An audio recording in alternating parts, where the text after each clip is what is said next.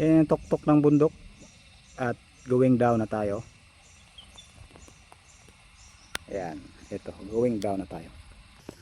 Ayan, kung napapasin ninyo, virgin forest po ito. And then, na-virginan. Ayan, pinagawa ng daan. Bago lang ang daan na ito. Ayan, halata nyo naman. Ayan, merong falls dito. Kaya, daanan na natin ng konti. Para at least, mapakinggan nyo ang tunog ng kalikasan. Pwede nyo pakinggan to habang natutulog.